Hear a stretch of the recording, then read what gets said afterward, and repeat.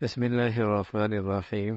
الحمد لله والصلاة والسلام على سيدنا محمد وعلى آله وأصحابه أجمعين. أما بعد. الحمد للہ آج ہماری تلاوت کا آغاز 30ویں پارے کے دوسرے پاؤں سے سورہ مطففین. تطفیف، ناپ تول میں کمی نہ کرو، کسی کے حق کی ادائیگی میں کوتاہی نہ کرو. اپنا حق پورا لیتے ہو اور دوسرے کے حق میں کوتاہی اور ناانصافی کرتے ہو، اس کی مذمت فرمائی اور اس پر اللہ کی ناراضگی کا تذکرہ فرمایا. حقوق العباد بڑے اہم ہیں. حقوق اللہ ادا بھی ہو جائے، حقوق العباد میں کوتاہی ہو جائے، اس کوتاہی پہ اللہ بھی معاف نہیں فرماتے. آج ہمارے خاندانی جھگڑے اور گھریلو جھگڑے اور زندگی کے بڑے جھگڑوں کی وجہ حق کی ادائیگی میں کوتاہی ہے. چاہے وہ بیٹا، چاہے وہ باپ، چاہے وہ بہن، چاہے وہ بھائی، کہیں زمین کے معاملے میں کوتاہی کر رہے، کہیں وراثت کے حق میں کوتاہی کر رہے، کہیں لین دین میں کوتاہی کر رہے. حق کی ادائیگی میں کوتاہیاں ہوتی ہیں تو جھگڑے ہی جھگڑے. اس پر پوری صورت اتر گئی اللہ کی طرف سے. حق پورا دو، جس کا حق ہے اسے ادا کرو، اس کا ادا کرو. پھر نیک لوگوں کا تذکرہ، سجین کا تذکرہ، برے لوگوں کا تذکرہ ہے. پھر ان لوگوں کا تذکرہ جنہیں اللہ جنت عطا فرمائیں گے، اور جنت کا منظر ذکر فرمایا. شاندار قسم کا ایک چشمہ ہوگا جس کی خوشبو بہت بڑھیا ہوگی، اللہ کے مقرب بندے اس سے پئیں گے. یہ دنیا میں ان لوگوں کا مذاق اڑایا کرتے تھے کہ یہ کامیاب مسلمانوں کو دیکھ کر، دینداروں کو دیکھ کر انگلی اٹھایا کرتے تھے، مذاق اڑایا کرتے تھے. فرمایا آج مجرم خود مذاق بن گئے، آج اللہ کے نافرمان یہ کافر خود مذاق بن گئے. پھر سورہ انشقاق کا تذکرہ ہے. انسان کا سفر مستقل جاری ہے، اماں کے عالم بالا سے لے کر اماں کے پیٹ سے پھر دنیا کے اندر، پھر آگے قبر اور پھر آخرت. یہ سفر جاری ہے. پھر جب اس کی آخری منزل ہوگی تو نامہ اعمال دائیں ہاتھ میں جب ملیں گے تو یہ خوشیاں منائے گا، اور جس کے نامہ اعمال اور رزلٹ اور نتیجہ برے بائیں ہاتھ میں تو انتہائی شرمندہ، رسوا. اس کا تذکرہ فرمایا. پھر سورہ بروج ہے. اصحاب الاخدود، ایک نوجوان جو خان شاہی خرچے پر پلا بڑا ہوا، لیکن اللہ کی شان، اسے ایمان مل گیا، اسے اسلام مل گیا، اسے ایمان مل گیا. کافر حکومت تھی، اسی کے خرچے پہ اس کی پرورش ہوئی، وہیں پلا بڑا ہوا. ایمان اللہ نے اسے دے دیا. اس نے اپنی جان کے تحفظ کی خاطر، اپنی ایمان کی حفاظت کی خاطر جان تو دے دی، ایمان سے دستبردار دی. اس کی اس قربانی کا نتیجہ یہ ہوا کہ اس قوم کے سینکڑوں ہزاروں لوگ مسلمان ہو گئے. کہ واقعی کوئی ایمان بڑی چیز ہے کہ اس نے جان دے دی ہے. وہی شاہی خاندان کا گھر کا آدمی تھا، اور ایسا اسٹیٹس تھا، اور ایسی مستقبل اس کا روشن تھا، حکومت کا حصہ بن سکتا تھا، اقتدار کا حصہ بن سکتا تھا. کیا ایمان میں طاقت ہے کہ اس نے ایمان کی تو بچا لیا، جان دے دی. ہزاروں آدمی مسلمان. وقت کے حکمران نے خندق کھودی اور ایمان والوں کو تنبیہ کی کہ باز لائے تو اس آگ میں ڈال دوں گے. یا کے بعد دیگرے وہ سارے آگ میں جلنا انہوں نے گوارا کر لیا، لیکن کسی نے بھی ایمان سے دستبردار ہونے کے لیے تیار نہ ہوا، کوئی بھی تیار نہ. اللہ نے ان کا تذکرہ فرمایا یہ آگ میں جل تو گئے لیکن کامیاب ہو گئے. اور یہ لوگ اقتدار اور دولت اور اقتدار اور طاقت تو ان کے پاس ہے لیکن ناکام ہو گئے. ان کے پاس اقتدار ہے، اختیارات ہیں، اور آج یہ ظلم ڈھا رہے ہیں لیکن ناکام ہے. وہ آگ میں کود گئے، جل گئے، ایمان بچا گئے، کامیاب ہو گئے. اس پر اللہ کی طرف سے ایک پوری صورت ہوتی ہے. فرمایا یہ دنیا تو کوئی ایسی چیز نہیں ہے نا، اصل تو وہ ہے اگلی زندگی. وہ اس کے لحاظ سے تو وہ آگ میں کودنے والے ان کی گلزار بھی بن گئی، آخرت کی کھربوں سال کی زندگی کا وہ بھی کامیاب ہو گئے. اور یہ آج اقتدار اور طاقت رکھنے والے ظالم، ان کا انجام بہت برا ہے. ان بطش ربک لشدید، اللہ کی پکڑ بڑی سخت ہے.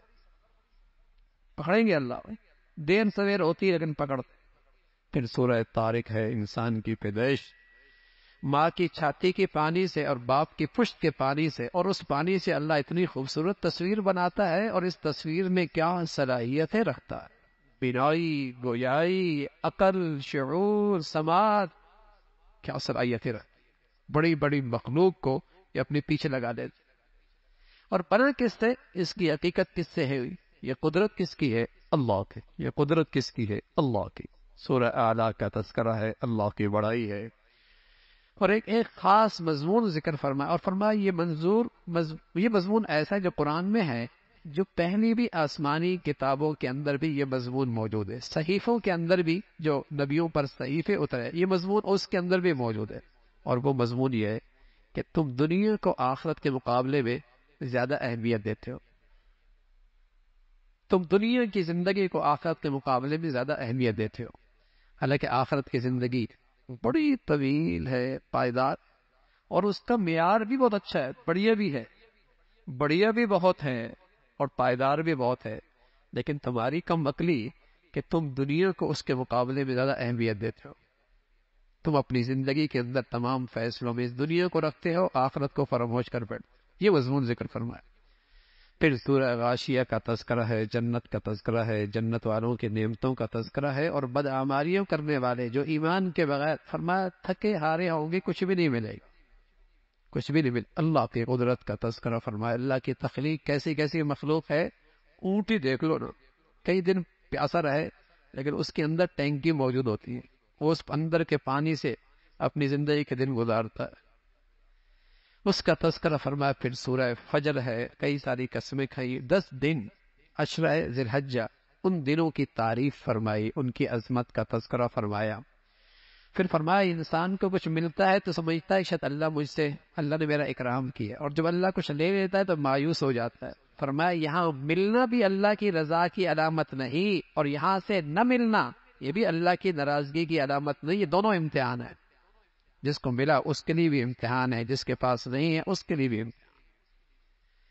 اور پھر آخرت کی زندگی کا تذکرہ فرمایا، کچھ اللہ کے فرمانبردار جو ہمیشہ اللہ کے فیصلوں پہ راضی رہے، مطمئن رہے، جب دنیا سے جانے لگتے ہیں تو فرشتے انہیں کہتے ہیں آؤ اللہ کے بندو، اللہ کے گھر کے دل، اللہ کی جنت کی طرف، اللہ تم سے راضی ہے، تم دنیا میں اللہ سے راضی رہے، اس کا تذکرہ فرمایا۔ پھر سورہ بلد کا تذکرہ ہے، اللہ رب العزت نے اس کو مشقت میں پیدا فرمایا اور مختلف نعمتیں عطا فرمائی، لیکن ایک دن آنے والا ہے دائیں ہاتھ والے بھی ہوں گے، بائیں ہاتھ والے بھی ہوں گے۔ پھر سورہ ضحیٰ ہے، کئی ساری قسمیں کھائیں، اور قسم کھانے کے بعد فرمایا کامیاب وہی ہے جس نے اپنے دل کو صاف پاک رکھا اور اس میں ایمان کا نور پیدا کیا، اللہ کی محبت، اللہ کے رسول کی محبت پیدا کی، اور جس نے زندگی اپنی خواہشات بھی گزاری نامراد ہو۔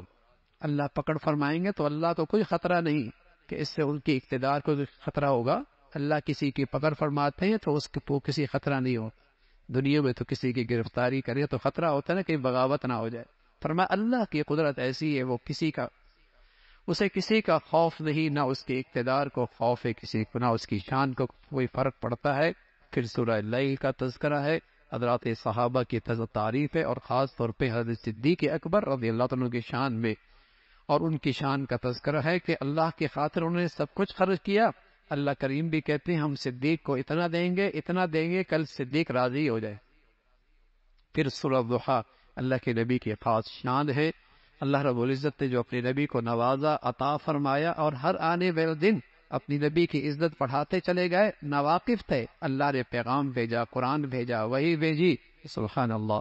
آپ یتیم تھے لیکن عزت بھرا گھر اور عزت بخشی، اس کا تذکرہ فرمایا۔ اللہ کی نعمتیں ملیں تو ان کا تذکرہ کیا کرو، اللہ کی نعمتوں کا تذکرہ کیا کرو۔ پھر آپ علیہ الصلوۃ والسلام کا معجزہ ملا، آپ کا سینہ چاک کیا گیا، اس کے اندر ایمان کا نور، علم کا نور ڈالا گیا، اس کا تذکرہ فرمایا، اور خاص طور پہ تلقین فرمائی مخلوق کے اندر اللہ کی طرف، اللہ کی باتیں بہت اچھی، لیکن کچھ خلوت میں، تنہائیوں میں ہمارے ساتھ بھی براہ راست، ہمارے ساتھ بھی خاص، ہماری بندگی براہ راست بھی کرو۔ پھر سورہ 3 کا تذکرہ ہے، نیک لوگوں کا تذکرہ، اور فرمایا برے لوگ ایسے ہوں گے جو انتہائی پستی طرف چلے جائیں گے اور ایسی نکمی عمر کی طرف چلے جائیں گے، کسی کام کے نہیں رہیں، پھر سورہ اقرا الف کا تذکرہ ہے. یہ قرآن کی وہ آیتیں ہیں جو سب سے پہلے قرآن کی آیتیں نازل ہوئی. 5 آیتیں. اقرا بسم ربک، یہ 5 آیتیں جب آپ علیہ الصلوۃ والسلام غار میں موجود تھے تو سب سے پہلے جبرائیل آپ کے پاس قرآن کی یہ آیتیں لے کے آیا، اور یہاں سے قرآن کا نزول دنیا میں شروع ہوا. اور اس میں جو پہلا حکم آیا، اقرا، تعلیم حاصل کرو، تعلیم حاصل کرو، تعلیم حاصل کرو، تعلیم حاصل. اقرا بتا دیا اس امت کا تعلق جہالت سے نہیں ہوگا، علم سے ہو، علم سے ہو، علم سے ہوگا.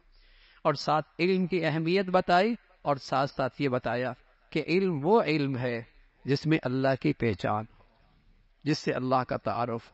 ساتھ ساتھ نصاب بھی بتایا اور علم حاصل کرنے کا ماحول بھی بتایا کہ ایسے ماحول میں علم حاصل کرو اور ایسے نصاب سے علم حاصل کرو کہ تمہیں اللہ کی پہچان ہو. ڈاکٹر بنو، انجینئر بنو، کچھ بھی بنو، لیکن اللہ کو تو پہچانو. تمہیں پالتا کون ہے، تمہیں پیدا کس نے کیا ہے، تمہارے اوپر اختیار کس کا ہے، تمہارے اوپر قدرت کس کی ہے. تعلیم تعمیر کا کام کرتی ہے، لیکن جب علم سے اللہ کا نام جدا ہو جاتا ہے تو یہ علم تخریب کا کام کرتا ہے. آج ساری دنیا میں جو امت انسانیت فساد زدہ اور برائی کا شکار ہے، اور ٹوٹ پھوٹ کا اور نفرتوں کا شکار ہے، اور ساری جدید آلات انسانیت کے لیے موت کا پیغام بنی ہوئی ہیں، اس کی وجہ کیا ہوئی کہ علم سے اللہ کا نام جدا ہو. جب تک علم کے ساتھ اللہ کا نام رہے گا، اللہ کا تعارف رہے گا، اللہ کی محبت رہے گی علم کے ساتھ، تو علم تعمیر کا کام. علم سے قومیں بنتی ہیں، علم سے ملک بنا کرتے ہیں، علم سے سوسائٹیاں بنتی ہیں، علم سے انسان بنتا ہے، اس کی ذہن بنتا ہے، ذہنیت بنتی ہے، دل بنتا ہے، عقل سنورتی ہے. علم سب کچھ ہے، لیکن اگر اس علم کا رخ غلط ہو جائے تو یہ تخریب کا باعث بنتا ہے، یہ تخریب کا باعث بنتا ہے. المیہ ہے مسلمانوں کا، جس علم کی اہمیت مسلمانوں کو بتائی گئی، آج وہ مسلمان خود اپنے تعلیمی نظام سے محروم ہیں، تعلیمی ماحول سے بھی محروم ہیں. اور نتیجہ یہ ہے کہ پوری اسلامی دنیا میں 1 صدی تک غیروں کی تعلیم، غیروں کا نظام، ماحول، غیروں کا ماحول. اور آج اس کا نتیجہ یہ ہو کہ پوری اسلامی دنیا سے وہ غیر ان کی دولت بھی لے رہے ہیں، ان کی افراد بھی لے رہے ہیں، ان کی صلاحیتیں بھی دے رہے ہیں. وہ گھر بیٹھے محفوظ جگہوں پر ان پہ حکومت بھی کر. ذہنیت بدل دی. جب علم بدلتا، علم دل ذہنیت بدلتا ہے، سوچ بدلتا ہے، فکر بدلتا ہے. اور جب غیروں کا علم ہوا تو اس علم میں ان کے اندر غلامیت پیدا کر دی، ذہنی غلامیت پیدا کر دی. یہ غیروں سے مرغوب ہو گئے، پاؤں پہ نہیں کھڑے ہو سکے. صدیاں گزر گئی، یہ پاؤں پہ نہیں کھڑے ہو سکے. جب غیروں سے علم کی خیرات لیں گے اور غیروں کا علم دیں گے اور غیروں کا ماحول بھی لیں گے تو بتاؤ تم ان کے تو بنو گے، اپنے تو نہیں بنے گا. مسلمانوں کا اپنا نظام تعلیم تھا جہاں سارے دنیا کے علوم، لیکن ان علوم کے اندر روح کس پہ تھی؟ اللہ کو پہچانو. تمہیں کسی ذات نے پیدا کیا ہے، وہ ہر وقت تمہیں دیکھ رہا ہے، وہ ہر وقت تمہارے ساتھ ہے. اس علم کے ساتھ دنیا میں انسانیت نے ترقی کی تھی اور دنیا کو امن اور سلامتی کا پیغام ملا تھا. علم کی اہمیت بتائی، اور پھر ساتھ ساتھ فرعون کا تذکرہ کس طریقے سے مردود ہوا، اور پھر سورہ قدر کا تذکرہ. ممکن ہے یہ سورہ قدر آج کی رات بھی ہو. ہمارے نبی نے فرمایا آخری عشرے کا پورا اہتمام کرو، اور ہو سکتا ہے کوئی بھی رات ہو سکتی، اور خاص طور پہ طاق رات 21، 23، 25، 27، 29. تو ممکن ہے وہ رات آج بھی ہو سکتی، وہ رات آج بھی ہو سکتی ہے. اور کمائی کتنی ہے؟ فرمایا جانتے ہو لیلۃ القدر ہے کیا؟ قرآن نازل ہوا اس میں، پورا کا پورا قرآن آسمان سے اس رات میں نازل ہوا، لوح محفوظ سے آسمان پر پورا قرآن. پھر 23 سال میں زمین پہ آہستہ آہستہ نازل ہوا. اس رات میں یہ نازل ہوا پورا کا پورا قرآن. اور اس کی شان کیا ہے؟ فرمایا اس ایک رات کی شان یہ ہے خیر من الف شہر، 1000 مہینوں سے زیادہ بڑھیا ہے. اگر اس رات کی عبادت تمہیں مل گئی اور قبولیت مل گئی تو تم نے ایسا عبادت کی گویا کہ 1000 مہینوں سے زیادہ آپ نے عبادت، 1000 مہینوں سے زیادہ آپ نے عبادت کی. اللہ ہمیں نصیب فرمائے، اللہ ہمیں نصیب فرمائے. اور فرمایا یار اس حدیث میں رسول اللہ صلی اللہ علیہ وسلم فرمایا جب آدمی اس رات میں عبادت کر رہا ہوتا ہے، رکوع میں، سجدے میں، دعاؤں میں، ذکر میں، تلاوت میں، تو جبرائیل امین آتے ہیں. جبرائیل امین جو نبی علیہ الصلوۃ والسلام کے پاس آیا کرتے, سارے فرشتوں کے سردار ہیں, وہ زمین پہ آتے, اپنے ساتھ ایک جماعت بھی لے کے آتے. جو جو عبادت میں مشغول ہوتا ہے یہ ان کے لیے دعائے رحمت کرتے, یہ ان کے لیے دعائے رحمت کرتے ہیں. اور فرمایا یہ سلسلہ جاری رہتا ہے صبح تک, فجر تک یہ سلسلہ جاری رہتا ہے. اس رات کی برکتیں, رحمتیں, نوازشات, عطائیں, فرشتوں کا آنا جانا یہ فجر تک رہتا, فجر تک رہتا. پھر سورہ بجینہ کا تذکرہ ہے اور مشرکین کی مذمت فرمائی. فرمایا نیکی کرنے والے اور نیکی کی زندگی گزارنے والے اس دھرتی کے اور اس زمین کے بہترین مخلوق ہیں, اور برائی کی زندگی پہ کھڑے ہونے والے فرمایا اس دھرتی زمین کے بدترین مخلوق ہیں, بدترین مخلوق ہیں. اور پھر اللہ رب العزت نے نیک لوگوں کا تذکرہ فرمایا کہ اللہ ان سے راضی ہوگا اس لیے کہ وہ اپنے اللہ سے ڈرتے, اللہ سے ڈرتے تھے. پھر سورہ زلزال کا تذکرہ ہے, سورہ زلزال کا تذکرہ ہے کہ کس طریقے سے اعمال سب سامنے آئیں, زمین پھٹے گی, دل کے اندر کے سارے احوال سامنے آئیں گے. ذرہ ذرہ نیکی والا ضائع نہیں ہوگا, برائی بھی ضائع نہیں ہوگا, سب سامنے آ جائے. انسان بھی حیران ہوگا, اس زمین کے اندر کی ساری چیزیں باہر آ جائیں گی. کہے گا تجھے کیا ہوا, کہاں اس ذات نے حکم دیا ہے. تو وہ ایک دن آنے والا ہے جس میں سورت پہ تذکرہ ہے. پھر سورہ عادیات کا تذکرہ ہے, کئی ساری قسمیں ہیں. اور ساتھ میں انسان بڑا ناشکر ہے, انسان بڑا ناشکر. یہ مال کی محبت میں بہت سخت, یہ مال کی محبت میں بہت آگے ہے, اس کی مذمت فرمائی. پھر سورہ قاریہ, ایک بڑا دن آنے والا ہے جہاں اعمال تولے جائیں گے. کچھ لوگوں کے اعمال بھاری ہوں گے, خوش ہوں, اور کچھ لوگوں کے اعمال ہلکے ہوں گے, رسوا ہوں گے. پھر فرمایا دنیا کی بہتات نے تمہیں تو غافل ہی کر دیا ہے, اور اس نے تمہیں غافل کر دیا. ہوش آئے گا جب قبر میں جائیں, قبر کی مٹی ہی پیٹ بھرے گی, اس کی ہوس بھرے گی, کوئی نہیں بھر سکتا دنیا میں. فرمایا مرتے ہی سمجھ میں آ جائے گا حقیقت کیا تھی. اللہ کی دی ہوئی نعمتوں کے بارے میں اللہ کا سوال ہوگا. پھر سورہ عصر کا تذکرہ ہے, دو چھوٹی چھوٹی لائنوں کی صورت ہے, لیکن امام شافعی رحمۃ اللہ علیہ فرمایا کرتے تھے پورا قرآن نازل نہ بھی ہوتا تو انسان کی زندگی کی فلاح اور کامیابی کے لیے ایک چھوٹی سی صورت ہی کافی. ایسی جامع صورت جس کے آغاز میں انسان کو تلقین فرمائی کہ دیکھو عصر کا ایک معنی زمانہ اور عصر کا ایک معنی شام. فرمایا جیسے سورج غروب ہو رہا ہوتا ہے تو بتا رہا ہوتا ہے دن ختم ہونے والا ہے, تو تمہاری زندگی کی بھی شام ہو چکی ہے, کسی وقت بھی زندگی کا سورج غروب ہو سکے. ہوش میں آ جاؤ, ہوش میں آ جاؤ, ہوش میں آ جاؤ, زندگی کا سورج غروب ہونے والا. اور پھر فرمایا کامیاب لوگ کون ہیں. کامیاب لوگوں کی چار خوبی ہے. ایک خود اپنی ایمان کی حقیقت کے ساتھ, دوسرا اس ایمان کی زندگی کے ساتھ, اور تیسرا یہ ہے کہ صرف اپنی ذات میں دیندار نہیں بننا, اپنے گھر والوں کی, اپنے دوستوں کی, اپنے احباب کی, دوسروں کی دینداری کی فکر کرنا بھی ایک مسلمان کے لیے ضروری ہے. دوسروں کی دینداری کی فکر کرنا بھی ایک مسلمان کی ضرورت. اس کا تذکرہ فرمایا اس راستے میں کوئی مشقت تکلیف آ جائے ایک دوسرے کو صبر کی تلقین کرو, حوصلہ بڑھاؤ, حوصلہ بڑھاؤ. پھر سورہ حمزہ کا تذکرہ ہے, طعنے دینے والا, طنز کرنے والا, تنقین کرنے والا, اس کی مذمت فرمائی. فرمایا دنیا کے آگے پانی سے بجھ جاتی ہے, مٹی ڈالنے سے بجھ جاتی ہے, لیکن اللہ کی لگائی ہوئی وہ آگ ان چیزوں سے نہیں بجھے گی, اور وہ دل تک نہیں جائے گی, وہ دل تک پہنچے گی, وہ دل تک پہنچے گی. پھر سورہ فیل کا تذکرہ ہے, بتایا کہ سب سے بڑی طاقت اللہ کی ہے. آج دنیا کے جن طاقتوں سے تم مرعوب ہو نا, قرآن نے کی سورت نے پیغام دیا, سب سے بڑی طاقت اللہ کی. اور کیسے اللہ نے طاقت دکھائی, چھوٹا سا پرندہ, اس کی چونچ میں اور اس کے پنجوں میں چنے کے برابر ایک چھوٹا سا پتھر. بیت اللہ ڈھانے والی ایک فوج آئی سوار ہو کر, ہاتھیوں پہ سوار ہو کر آئے. ادھر اللہ نے اپنا لشکر بھیجا, اور لشکر کے بعد ہتھیار کون سے تھے, چنے کے برابر چھوٹا سا پتھر, چونچ میں تھا اور پنجوں میں, اس کے پنجوں میں تھا, سر پہ لگتا, پورا جسم چیرتا ہوا زمین میں جاتا. زمین پر بھی نہیں جاتا، اس ہاتھی کو بھی چیر چو ہو جاتا۔ اصحاب فیل، وہ طاقت اللہ کی آج بھی ہے بھائی، اللہ کی قدرت آج بھی ہے۔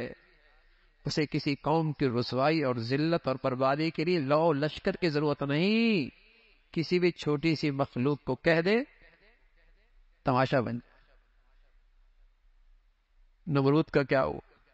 ایک مچھر اندر گیا، سر میں پہنچا، بادشاہ وقت لوگوں سے جوتیاں کھا رہا ہے، جتنے سر پہ جوتے لگتے تھے سکون ملتا تھا، جتنا جوتیاں کھاتا تھا سر پہ سکون ملتا۔ ایک چھوٹی سی مخلوق، اللہ اللہ اللہ بہت بڑے ہیں، اللہ بہت بڑے ہیں۔ تو اس صورت کا پیغام ہے اللہ کی طاقت سب سے بڑی ہے۔ تم کن کن طاقتوں سے ڈر رہے ہوتے ہو، اور جس ذات سے ڈر رہا ہے تم اس سے کیوں نہیں ڈرتے؟ تمہیں دنیا کی طاقتوں کی ناراضگی کا ڈر ہے اور بادشاہوں کے بادشاہ کی ناراضگی کا ڈر نہیں ہے؟ تمہاری عقل و دانش پہ افسوس ہی ہو سکتا۔ اللہ کی طاقت سب سے بڑی، اور پھر اللہ کی دی ہوئی نعمتیں جو اس وقت کے عربوں کو اللہ نے دی تھی، گرمی اور سردی کے سفر، یمن کا اور شام کا پرامن۔ فرمایا جب اللہ نے سب کچھ دے رکھا ہے پھر اس کی بندگی بھی کرو۔ پھر اللہ نے ان کی مذمت فرمائی جو نمازوں کو میں سستیاں کرتے ہیں۔ فویل للمصلین، نمازیوں کے لیے ہلاکت۔ اب بتاؤ جب نمازیوں کے لیے ہلاکت ہے تو نہ پڑھنے والوں کے لیے کتنی بڑی ہلاکت ہو۔ یہ ان نمازیوں کی بات ہے جو وقت ٹال دیتے ہیں، نماز جماعت سے نہیں پڑھتے، مسجدوں کا اہتمام نہیں کرتے، کبھی پڑھ لی کبھی چھوڑ دی، ان کی مذمت فرمائی۔ بخیل اتنے کہ برتنے کی چیز بھی ایک دوسرے کو نہیں دیتے۔ پھر فرمایا آپ کا دشمن ہی اسی کی نسل ختم ہو۔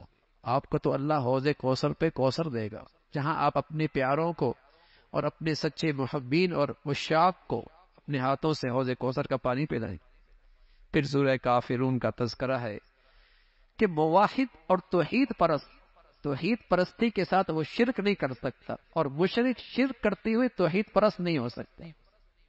دونوں میں کوئی جوڑ نہیں ہے، مشرک موحد نہیں ہو سکتا اور موحد مشرک نہیں ہو سکتا۔ اس کا تذکرہ فرمایا تمہارا دین الگ ہے ہمارا دین الگ ہے، دونوں میں کوئی جوڑ نہیں ہے۔ پھر سورہ نصر کا تذکرہ ہے، اللہ کے نبی صلی اللہ علیہ وسلم پہ اترنے والی یہ سب سے آخری سورت ہے، اور جس میں آپ کو پیغام ملا آپ اللہ سے معافی مانگیں۔ یہ امت کو پیغام دیا، امت کے لیے پیغام ہے۔ میرے نبی تو بہت اوپر کی شان تھی آپ کی، امت کو پیغام دیا جو جو عمر بڑھتی چلی جائے تمہاری زندگی میں اللہ سے معافی مانگنا پڑتا چلا جائے، تمہاری زندگی میں اللہ تعالیٰ سے معافی مانگنا پڑتا چلا جائے، جو جو عمر بڑھتی چلی جائے استغفار اور معافیوں کا سلسلہ پڑھتا چلا جائے۔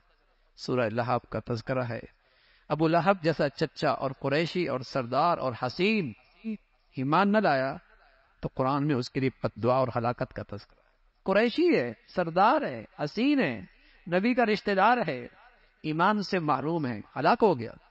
رشتہ داری بھی کام نہیں آئی، سرداری بھی کام نہیں آئی، قریشی ہونا بھی کام نہیں آیا، ایمان جو نہیں ہے ہلاک ہو گیا۔ اس کا تذکرہ فرمایا۔ پھر سورہ اخلاص کا تذکرہ ہے جو اللہ کی توحید پر مشتمل ہے۔ وہ ذات اپنی ذات میں صفات میں اکیلا ہے، وہ بے نیاز ہے، ساری دنیا اکٹھی ہو جائے اور نافرمان بن جائے اس کی شان میں فرق نہیں آنا، اور ساری دنیا اکٹھی ہو جائے اور متقی بن جائے اس کی شان میں اضافہ کوئی نہیں ہوگا۔ وہ بے نیاز ذات ہے، نہ اس کا کوئی والد ہے نہ اس کی کوئی اولاد ہے، نہ وہ کسی کے والد ہیں نہ اس کی کوئی اولاد ہے، اور اس کا تو کوئی ہمسر ہی نہیں، اس کا کوئی برابر نہیں، اس کا کوئی برابر نہیں۔ پھر سورہ فلق، سورۃ الناس کا تذکرہ ہے جس میں اللہ کی ربوبیت، اللہ کی بڑائی تذکرہ ہے، اور ساتھ اس صورت میں پیغام ہے کہ حاسدوں سے، شریروں سے، وسوسہ آنے والوں، ڈالنے والوں سے، ان سب سے حفاظت کا راستہ ان صورتوں کا اہتمام سے پڑھنا ہے۔ اللہ کے نبی صلی اللہ علیہ وسلم پہ جب جادو کا اثر ہوا، اور صرف اتنا اثر ہوا کوئی چیز رکھتے اور بھول جاتے اور کچھ بھی نہیں ہوا، لیکن امت کے پاس ایک وظیفہ آ گیا، کوئی بھی شریر، حاسد، برا چاہنے والا، اگر تم اس کی شر سے بچنا چاہتے ہو تو ان دو صورتوں کو روزانہ رات کو سونے سے پہلے ہاتھوں پہ پھونک مار کے اس کو اپنے پورے جسم پہ مال لیا کرو 3 مرتبہ۔ دنیا کی کوئی طاقت، حسد، شریر تم پہ اثر انداز نہیں ہو سکتا۔ یہ اللہ کے نبی نے اپنی امت کو اللہ سے تحفہ دے کے دیا ہے. اللہ رب العزت اس پہ عمل کی توفیق نصیب فرمائے.